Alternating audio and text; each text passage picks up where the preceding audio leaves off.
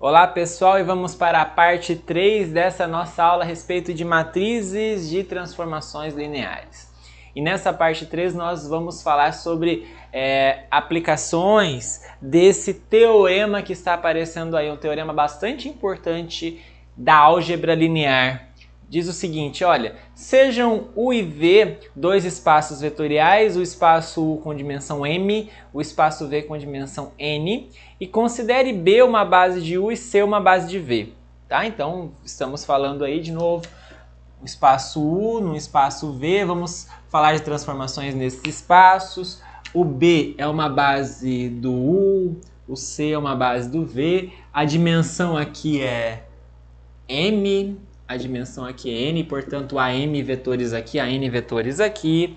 E aí então, pessoal, esse teorema número 1 nos diz que existe uma bijeção entre o conjunto das transformações lineares do espaço U no espaço V no conjunto das matrizes. Olha só, existe uma bijeção, que é essa função f, que pega uma transformação linear e leva em uma matriz.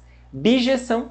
E você sabe da teoria de funções que sempre que você tem uma bijeção, você na verdade tem uma função inversa. Então isso nos permite dizer o seguinte, olha, qualquer transformação linear de U em V pode ser associada a uma matriz e depois, com a existência da inversa, qualquer matriz pode ser associada a uma transformação linear. Como é que eu faço essa função? Essa função pega a transformação T e leva... Em que matriz será que eu vou levar? Ora, o que nós estamos falando desde o início desta videoaula? Nós estamos falando de pegar essa transformação e construir uma matriz com ela, que é a matriz de B em relação a C. Pronto, aqui está. Nós pegamos a transformação T e levamos na matriz correspondente a ela em relação às bases fixadas. Claro que se eu mudar a base, eu estou mudando a função. Estou mudando a função, né? Então vejam só, essa função me diz que qualquer transformação linear de U em V, U não tem dimensão M, V não tem dimensão N, então você consegue construir a partir disso uma matriz. Essa matriz tem o quê? Tem qual tipo? N por M, tem N linhas por M colunas. O número de linhas equivale à dimensão do contradomínio. O número de colunas equivale à dimensão do domínio. Não foi isso que nós temos visto, mesmo que eu não tenha comentado, mas que ficou implícito em tudo que eu tenho falado nas primeiras partes dessa aula?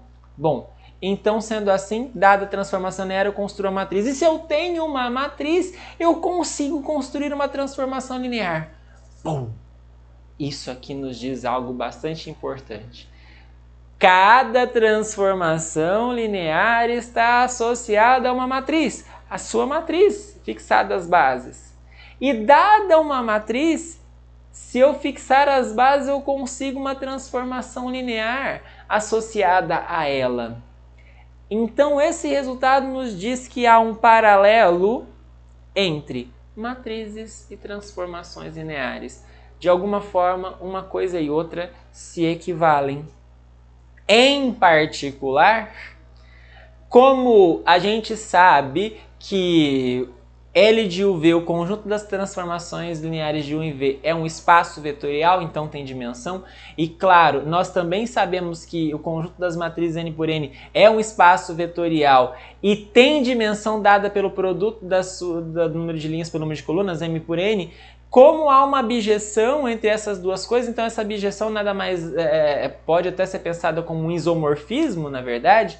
Não é só uma bijeção, mas é um isomorfismo de espaços vetoriais, e sendo assim, então eles vão ter a mesma dimensão, assim sendo a dimensão do espaço das transformações lineares de U em V é dado pelo produto da dimensão de U pela dimensão de V. Então esse é um resultado, um corolário, na verdade, que a dimensão do espaço vetorial das transformações lineares de U em V é dado pela dimensão de U vezes a dimensão de V. Consequência exatamente desse isomorfismo que existe entre as transformações lineares de U em V e as matrizes N por M sobre os reais. Um exemplo para a gente entender bem por que isso é importante. Imagine que eu tenha uma matriz e a gente viu desde o começo dessa aula, dada uma transformação linear, como é que eu construo uma matriz com ela. Agora eu vou fazer o contrário. Dada uma matriz, como é que eu consigo construir uma transformação linear associada a ela? Vamos pegar a matriz 2×3. Se eu tenho uma matriz 2×3, então eu posso construir a partir disso uma transformação linear do R3 no R2. Vejam só, por que R3 aqui e R2 aqui e não o contrário? Porque assim, a dimensão do domínio é o número de colunas. A dimensão do contradomínio é o número de linhas. Então, se há duas linhas, então posso pensar no R2 ou no outro espaço, não precisa ser o R2, pode ser um espaço de dimensão 2. O domínio precisa ser um espaço de dimensão 3. Aqui eu peguei o R3 e o R2 para facilitar. E vamos considerar nesses espaços a base canônica. Sendo assim, eu quero construir eu quero construir uma transformação linear cuja matriz de T em relação à base canônica seja exatamente essa que foi dada aí no enunciado. 1, 0, 2, 1, 3, 0. Como é que eu consigo fazer isso? Simples, simples, simples. Se a minha base é a canônica, né? Eu pego... Bom, tá feito aqui no slide, não preciso escrever de novo. Eu pego essa transformação linear e eu sei que no primeiro vetor da base canônica, 1, 0, 0, tem que dar 1 vezes o primeiro vetor da base do contradomínio mais 0 vezes o segundo vetor. Ou seja, 1 vezes 1, 0 mais 0 vezes 0, 1, que é 1. Aí vou para o segundo vetor da base canônica. Calcula a transformação no 0, 1, 0. Eu sei que as coordenadas têm que ser 2 e 1 porque é a segunda coluna. E aí eu resolvo isso aqui e dá 2, 1. Se eu calcular a transformação no terceiro vetor da base canônica, eu sei que as coordenadas têm que ser 3 e 0. 3, 1, 0 mais 0, 0, 1, ou seja, 3, 0. Assim, pessoal, eu sei que a transformação linear nos vetores da base é dada por esses três vetores. E se eu conheço a transformação linear nos vetores de uma base, então eu conheço com certeza sempre a transformação linear. Ah, professor, então me diga aí como é que é o t de x, y, z? Como é que é, professor? Ora. O t de x, y, z é t de x vezes 1, 0, 0, mais y, 0, 1, 0, mais z, 0, 0, 1. E como x, y, z são números reais, são escalares, então fica assim, t de 1, 0, 0, mais y de t de 0, 1, 0, mais z de t de 0, 0, 1. E aí, isso aqui e isso aqui está calculado, está escrito aqui. Ou seja, essa transformação, que é exatamente o que eu acabei de falar para vocês, eu troco o t de 1, 0, 0 por 1, 1, eu troco o t de 0, 1, 0 por 2, 1, eu troco o t de 0, 0, 1 por 3, 0. E aí, pessoal, é só resolver essa continha aqui, essa soma de 3 vetores no R2 que vai te dar essa expressão. Portanto, como é que é a transformação linear? No ponto x, y, z, ela é x mais 2y mais 3z, vírgula x mais 2y. Bacana, né? Então, dada a matriz, veja, olha o que aconteceu. 1, 2, 3 são os coeficientes aqui. 1, 2, 0 são os coeficientes aqui. Será que tem alguma relação? Bom, alguma relação, será que tem com isso daqui? Nós percebemos que parece similar. Mas como é que nós obtivemos? Esses aqui foi meio que no chute, coloquei 1, 2 e 3 porque era ali. Bom, não é bem, porque 0, 1, 0 não ficou exatamente igual aqui, né? Ficou 1, 2, 0. Enfim, apesar de eu ter me enrolado talvez para explicar alguma coisa, agora veja uma coisa. Para eu olhar uma matriz, não é olhando a matriz que eu simplesmente vou descobrir quais são os coeficientes que aparecem aqui.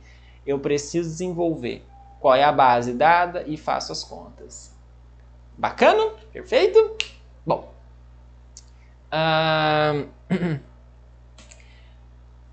E se eu variar um pouquinho? Vamos fazer uma bagunça aqui. Com as bases canônicas é muito tranquilo.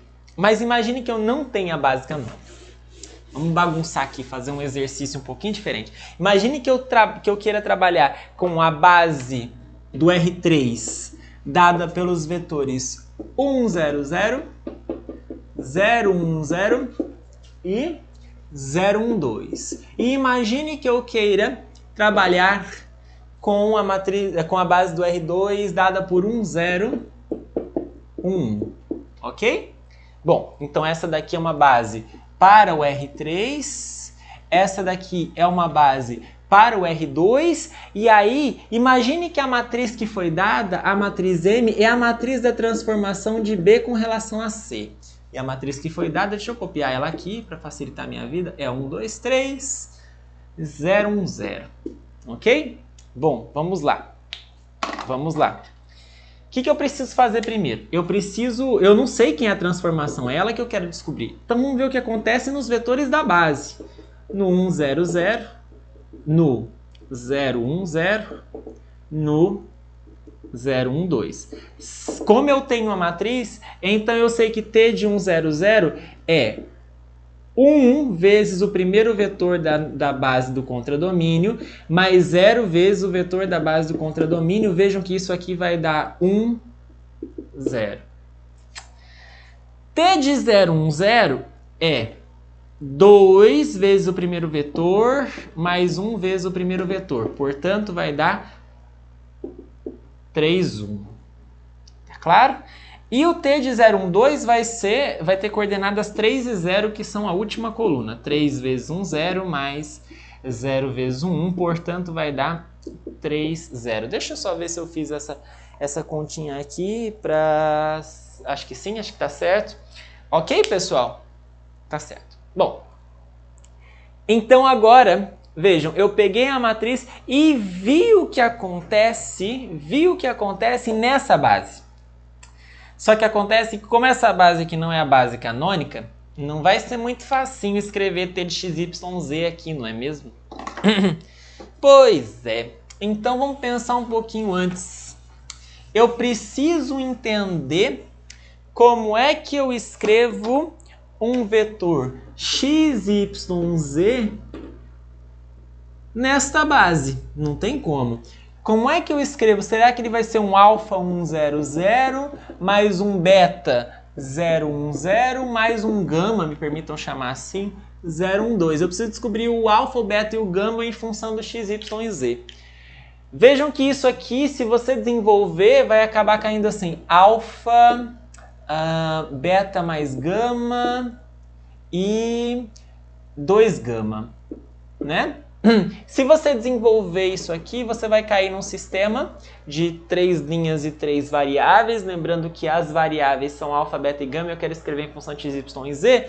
E quando eu faço isso, pessoal, deixa eu só colar aqui, só para facilitar a nossa vida, agilizar a aula. O alfa é x, o gama é z sobre 2 e o beta é y menos z sobre 2.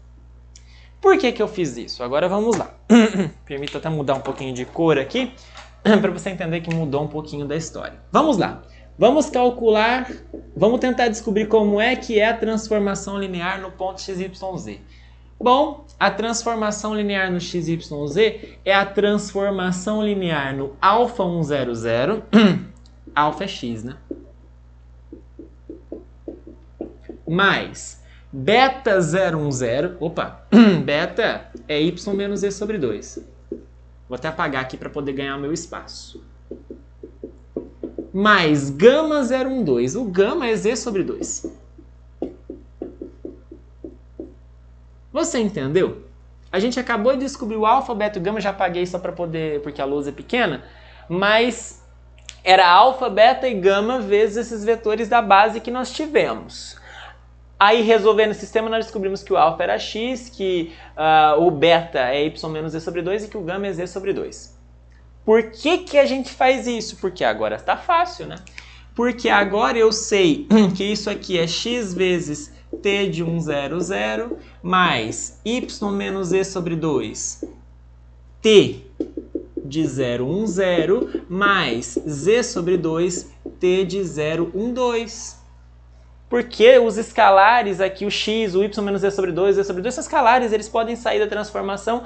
Transformação linear separa a soma, então eu só preciso entender, claro, como nós já falamos algumas vezes, o que acontece com a transformação nos vetores da base. O t de 1, 0, 0 é 1, 0, então isso aqui fica como? Olha só, olha o que está escrito aqui.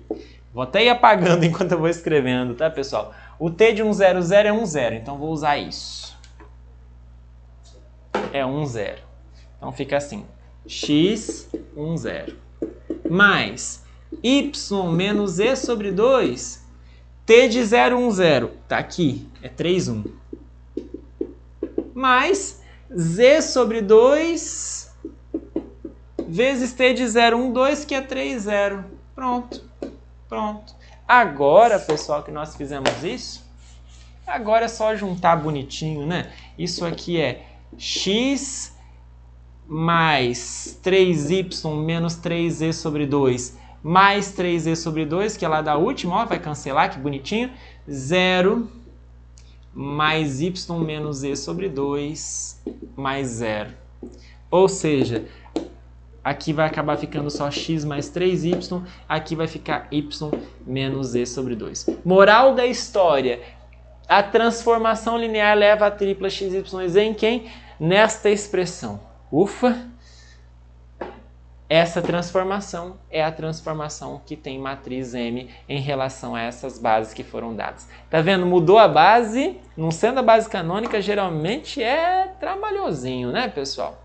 Vamos fazer só mais um exercício rapidinho aqui, esse exercício 3 que está aparecendo aí. Vamos fazer só mais esse exercício 3 que está aparecendo aí para vocês. Vamos encontrar o operador linear T de R2, então é uma transformação linear do R2 no R2, é um operador linear, cuja matriz em relação à base B que foi dada ali é 1, 1, 0, 2. Tá, mas quem que é a base B? Vou colocar a base B aqui. A base B tem dois vetores. Quem são esses dois vetores? 1, 1 e 1, 2. Belezinha? Vamos lá. Como é que então eu descubro quem é transformação linear se eu tenho a matriz? Você deve ter entendido do último exemplo. Se não entendeu, é a hora de entender agora. Vamos lá. Eu vou pegar a transformação linear e vou calcular nos vetores da base. 1, 1 e 1, 2. Como eu tenho a matriz, eu já sei as coordenadas. Primeira coluna me dá as coordenadas da transformação no primeiro vetor da base. Lembrando que são as coordenadas em relação à base que eu estou usando. Eu estou usando a base B, então vai ser as coordenadas em relação à base B. A segunda coordenada, aliás, a segunda coluna me dá as coordenadas com relação à base que foi dada para o segundo vetor da base. E aí, se eu faço isso, o que vai dar? Vai dar 1 mais 1, 2, 1 mais 2, 3. Aqui vai dar 2, 4. Portanto, eu sei qual é o valor da transformação dos elementos da base. Então, eu quero descobrir qual é o valor da transformação num XY qualquer. Como é que eu faço isso? A primeira coisa que eu preciso fazer, como você deve ter percebido no exemplo anterior, é eu preciso entender como é o vetor XY escrito na base 1, 1, 1, 2. Eu preciso descobrir como é que ele é na base 1, 1, 1, 2. Quais são as coordenadas que eu ponho aqui? De novo, pessoal, como nós fizemos, ou pelo menos como eu deixei implícito no exemplo anterior,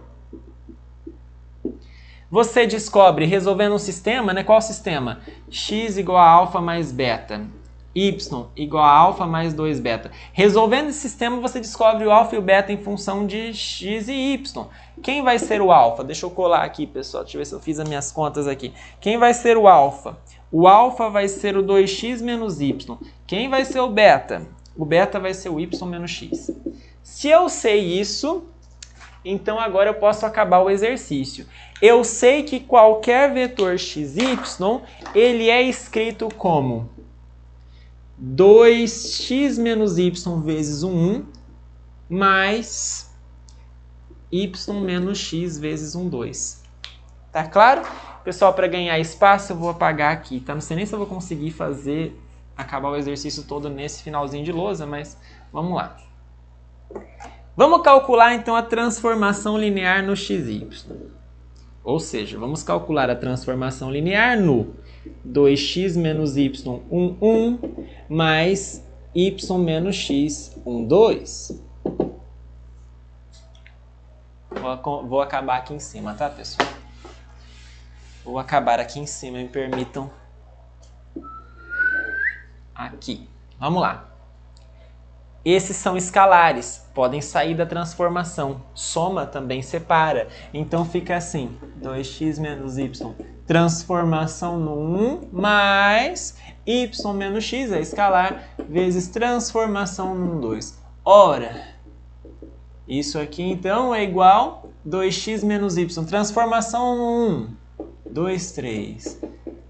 Y menos x, transformação no 2, 2, 4. Como é que fica isso aqui? Vamos ver? 2x menos y multiplicado por 2 fica 4x menos 2y na primeira coordenada, 6x menos 3y na segunda. Aqui, 2y menos 2x na primeira coordenada, 4y menos 4x na segunda. E, portanto, vamos lá? Acabando aqui, só falta juntar essa soma aí. Só falta juntar essa soma. Como é que fica isso aqui? 4x menos 2y com mais 2y menos 2x fica só 2x, o 2y cancela. 6x menos 3y com 4y menos 4x fica 2x mais y. Moral da história, qual é a transformação linear que nós buscávamos? Ela leva o par xy em quem? No 2x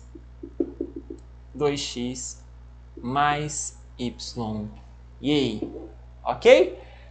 Ufa, é trabalhoso? É um pouco trabalhoso, principalmente quando nós não estamos lidando com a base canônica, porque escrever o vetor xy na base que não é canônica é a tarefa complicadinha, né? Mas mesmo assim, se eu tenho a matriz, de algum jeito eu consigo, claro, escrever a transformação linear respectiva a esta matriz. Com isso, nós encerramos a parte 3 dessa aula e continuamos na parte 4. Até lá!